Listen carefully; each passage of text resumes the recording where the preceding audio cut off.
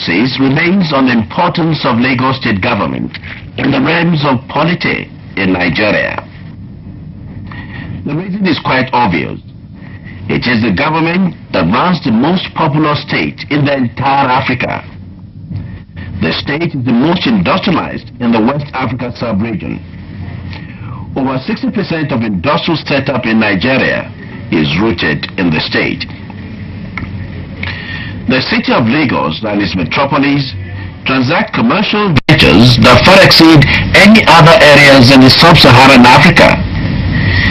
As a matter of fact, here lies the strength of the state.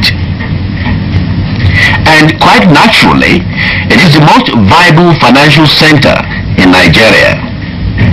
These explain why Lagos State, in spite of its small size, continues to be in the forefront of all the realms of activities in the country. Due to this importance, Lagos State has become a mini Nigeria, and therefore a powerful searchlight is always beamed on the government. On the 29th of May 1999, majority of Nigerians heaved sighs of relief when the military junta finally paraded themselves out of governance.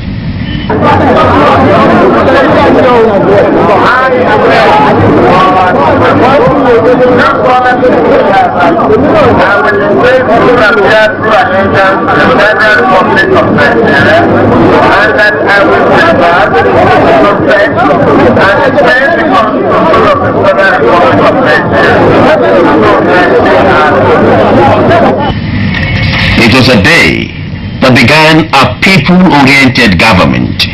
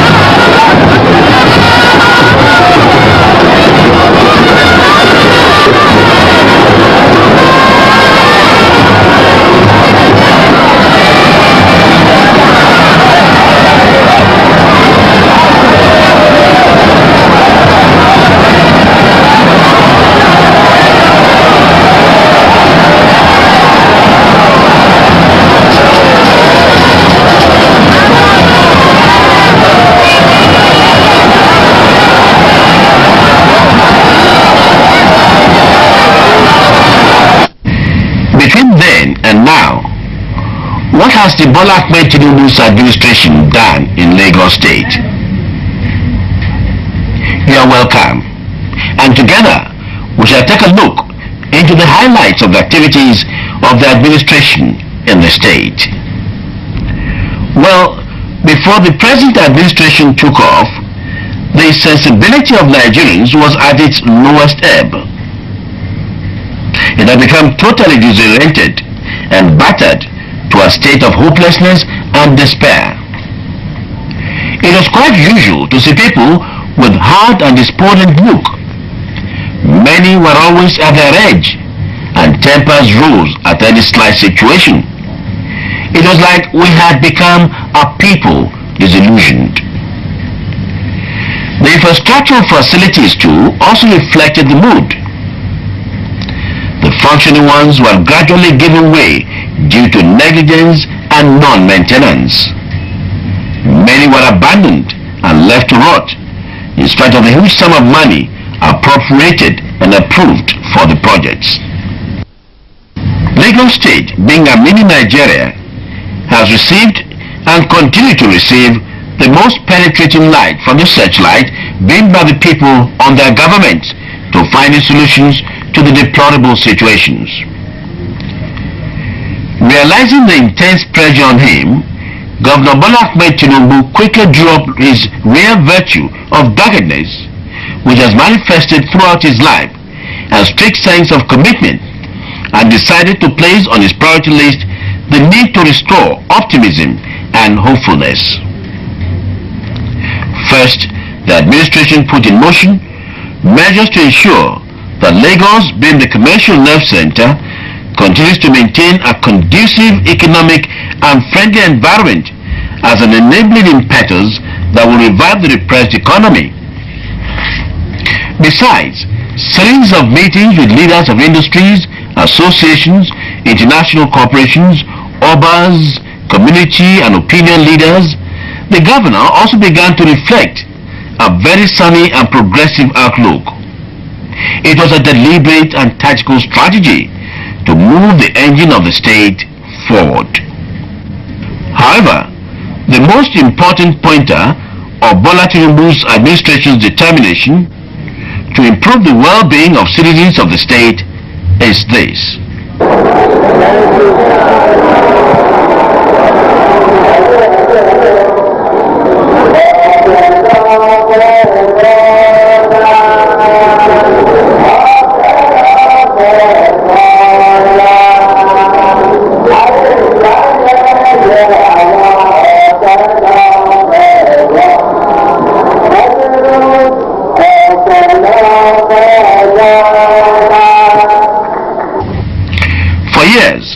The military junta placed an embargo on employment, especially of fresh graduates. It was a retrogressive policy that put great strain and pains on the people. The effect on the economy was quite depressive. The signal was that if the governments, the federal, state and local governments were not employing graduates, it meant the tides were rough. Only few industrial setups ventured to absorb some of the fresh graduates. Every home was touched by one way or another by the embargo. Some homes had about 3 unemployed graduates.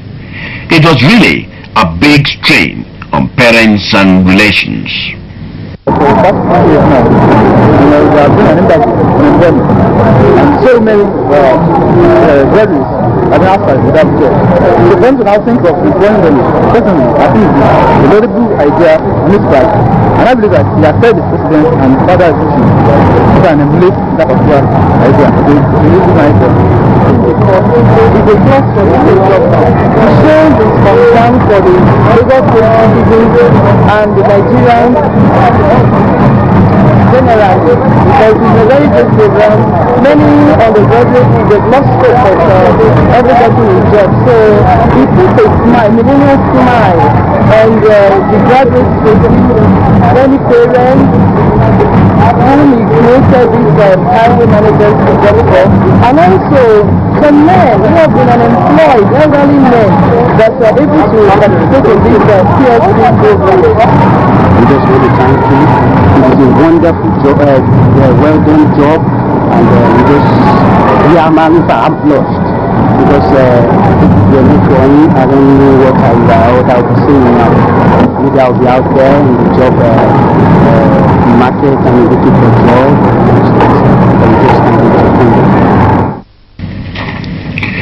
Within the period under review, a total number of 2,600 graduates of universities and polytechnics have been employed into the civil and public service in the state.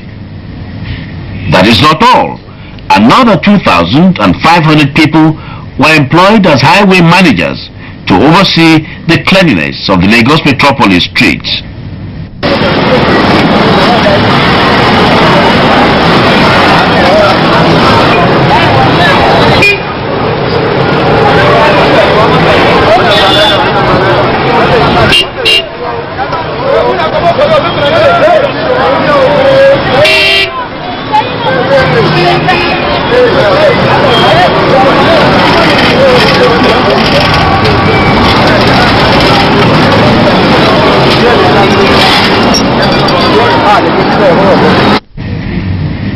The second concrete measure to improve the economic well-being of the people is this.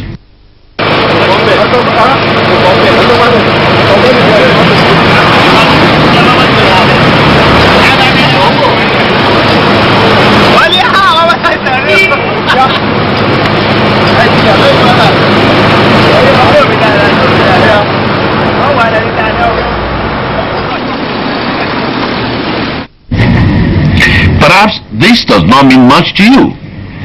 This administration realizes that the economy and invariably the people to flourish, governments must be devoted to creating opportunity for all. The present administration in the state understands that the initiatives of the individuals and the responsibilities of the community must be woven together to create a better society. With this clear, innovative thinking, over 10,000 jobs have been created through the private sector participation in waste management in all the wards of the state. The third aspect of creating prosperity and jobs creation is establishment of job registration centers in the state. By the first year in office, the administration had established 10 fully computerized centers. For now, the centers' function include collation and processing of applicants' data. Presently, over 50,000 applicants have been registered at the different centers. 12 months ago, I made a promise that Lagos State will never be the same again. Now, the wheel of progress is on. The streets of Lagos are being revamped. The giant reference dumps have disappeared. Houses are being built to provide shelter for the people. Our children are being given the greatest legacy, free education. Health services have been moved to the coastal areas, including emergency ambulance services for the people. With the first 24 hours of free emergency medical services and more drugs in the hospitals. 15,000 people have been employed under the job creation program. Power facilities are on standby to banish darkness from Lagos homes and industries. Security has been tightened to make us look better at night. Our courts are being refurbished and equipped. To enhance the administration of justice, the wheel of progress is rolling on, but the job has just begun. Lagos State, I promise.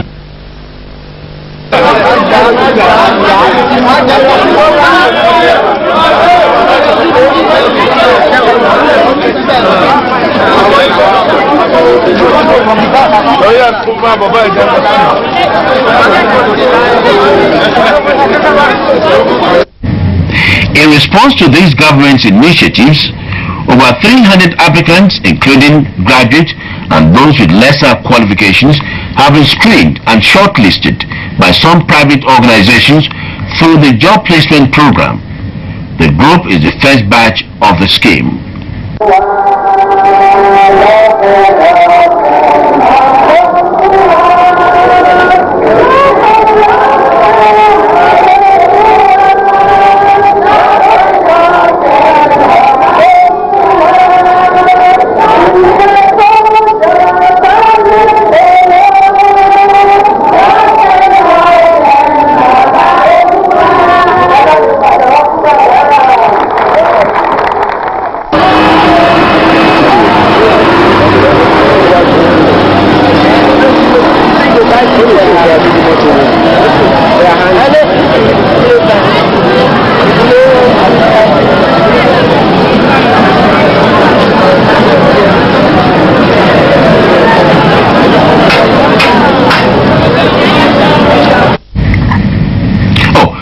This?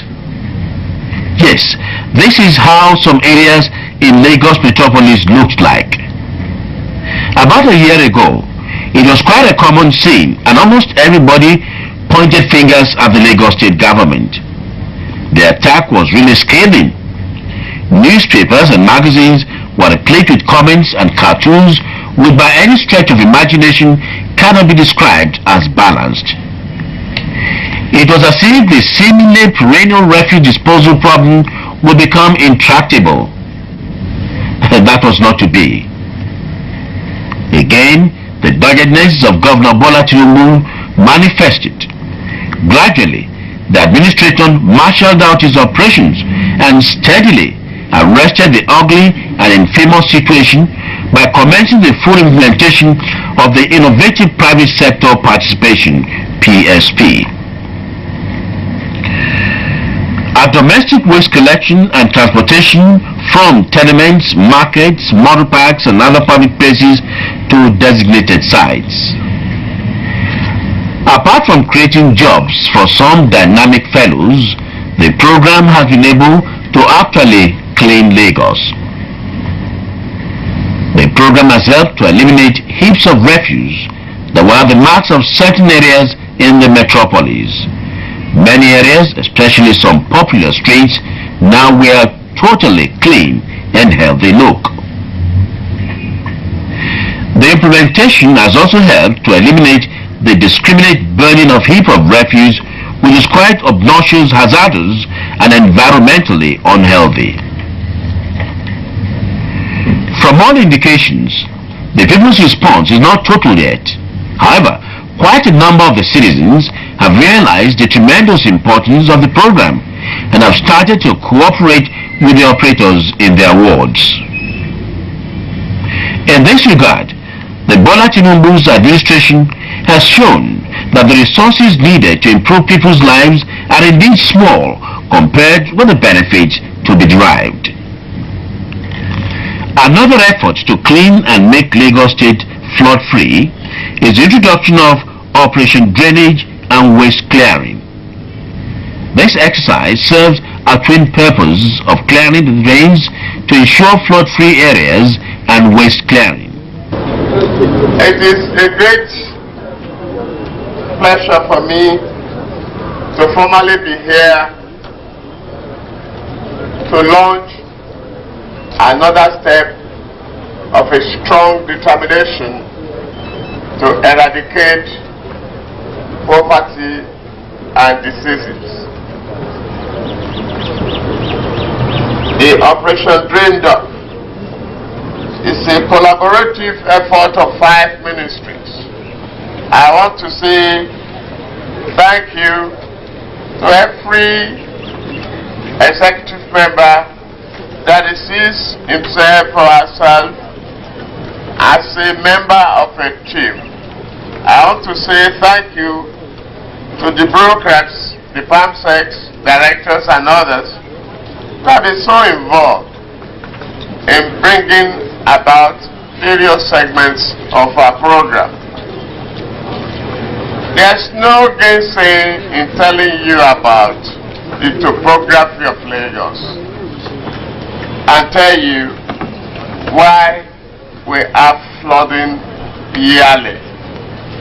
Every member of this society that has simple analytical mind can see the evidence in our drains on the gutters, that these drains, they have been neglected for too long. Well, ladies and gentlemen, you can now recognize them. Anywhere you see them, they will be walking and clearing the drains. Thank you very much.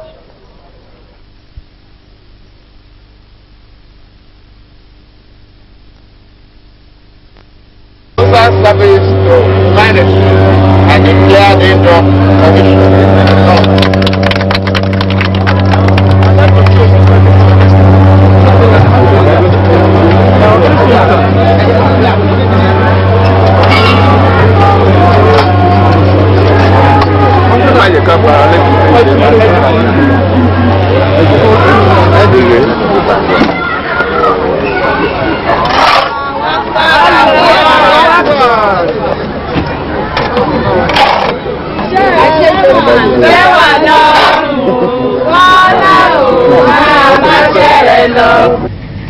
By the first year of the administration, over 250 drains have been cleared.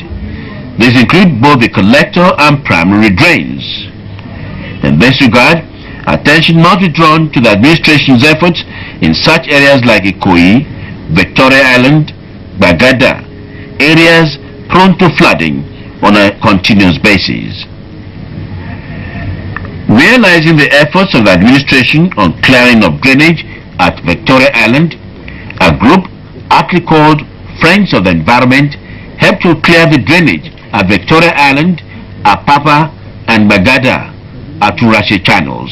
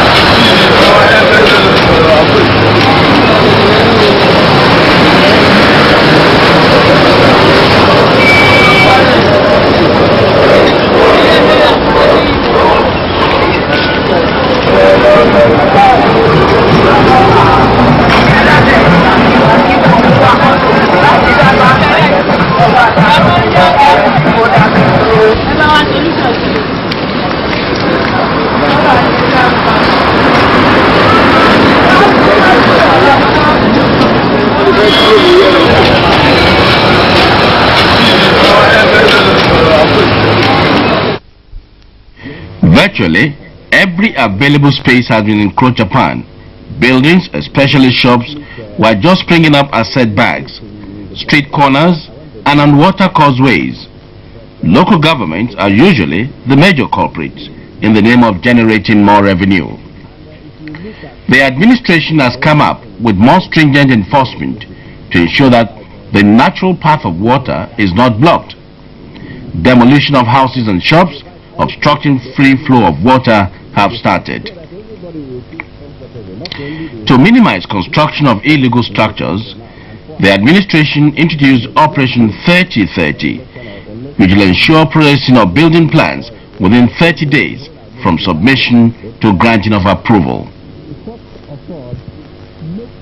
It will take a strongly opinionated true optimist to see that the administration has won the battle on filth and illegal structures in the state and predict that the citizens will give all the necessary cooperation by not blocking drains but fully participating in the PSP scheme. Still, it will be a mistake to underestimate the enduring strength and resolve by the administration to clean Lagos.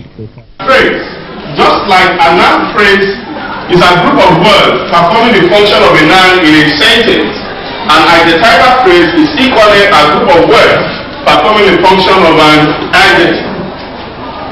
Before we move ahead, can somebody just define to all women an adjective? What an adjective is?